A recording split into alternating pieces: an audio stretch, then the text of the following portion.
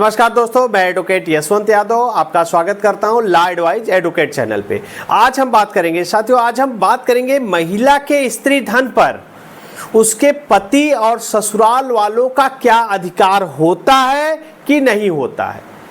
लेकिन कभी कभी हमने देखा है इस तरीके के मामले हमारे सामने आते हैं, देखने को मिलता है कि आपसी मतभेद के कारण पति पत्नी आपसी सहमति के आधार पर सारा लेन देन कर लिए।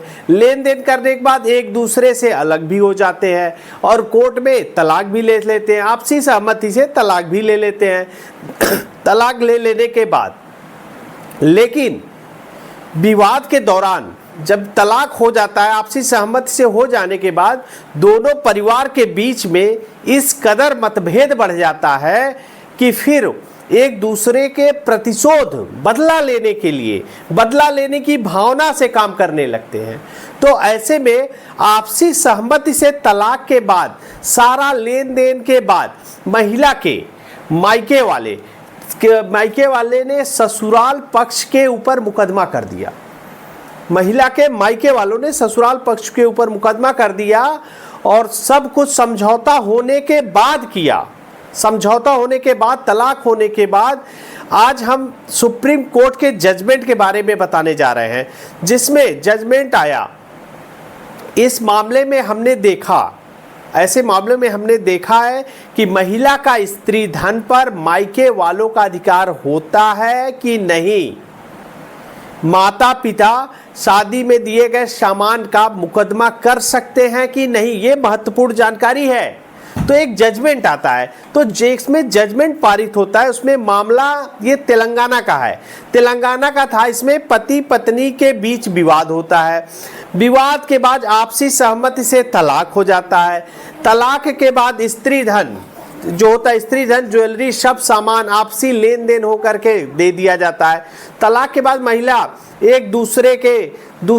दूसरे व्यक्ति के साथ शादी भी कर लेती है और शादी के 3-4 साल बीत भी जाते हैं। उसके बाद महिला के पिता के द्वारा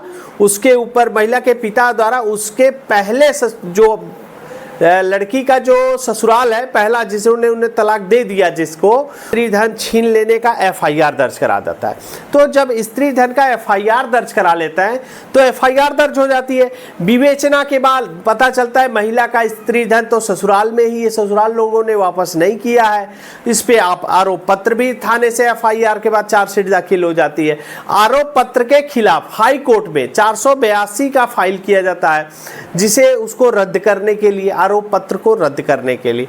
लेकिन तेलंगाना हाई कोर्ट के द्वारा कहा जाता है ये ट्रायल में देखा जाएगा और बहुत सारे ऐसे बिंदु हैं जिस पे विचार किया जाएगा और जो जरूरी है उस पे 482 सीआरपीसी को खारिज की जाती है। तो खारिज होने के बाद उसके बाद सुप्रीम कोर्ट में जाना जाता है, मैटर चला जाएगा सुप्रीम कोर्ट में। सुप्रीम कोर्ट में एक मुकदमा है मूल कला मल्लेश्वर राव एवं अन्य बनाम तेलंगाना राज्य, जिसका मुकदमा नंबर है 3981/2023। 2023 का मैटर है, 3981 मुकदमा नंबर है। इसमें सबसे अहम सवाल था, क्या पिता पुत्री के स्त्री धन के लिए ससुराल वालों पे केस कर सकता है कि नहीं, इस स्त्री धन को मांग सकता है कि नहीं।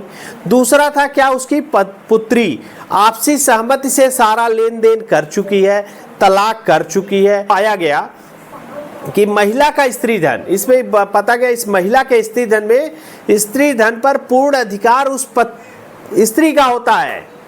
जो पत्नी थी उसकी उस स्त्री धन पे पूरी रूप से पूर्ण अधिकार ये स्त्री का होता है। कोर्ट ने कहा हिंदू उत्तराधिकार अधिनियम 1956 की धारा 14 के अंतर्गत महिला को स्त्री धन का पूर्ण अधिकार प्राप्त होता है, उसका वो स्वामी होता है, उसका कोई दूसरा स्वामी नहीं होता है। लेकिन 406 की जो मुकदमा लगा है उसके ऊपर जो धारा लगा वो जायज नहीं है। क्यों? क्योंकि प्रतिशोध बस आपसी दुश्मनी के कारण ये किया गया था, दूसरे परिवार वालों के कारण। स्त्री का परिवार वाले, उनके माता पिता उस दूसरे उसके पति या उसके ससुराल वालों के ऊपर कोई भी केस नहीं कर सकते। पिता वसूली नहीं कर सकता तो इस मुकदमा नहीं कर सकता है। इस केस में ये जजमेंट आया। तो स्त्री धन स्त्री का होता है। कोई भी स्त्री धन के लिए स्त्री के माता पिता ससुराल जनों पे मुकदमा वसूली का मुकदमा नहीं कर सकते हैं, जिसको इस केस में बता दिया गया है। मैं अपनी बातों को समाप्त करता हूं। जय हिंद, जय भारत।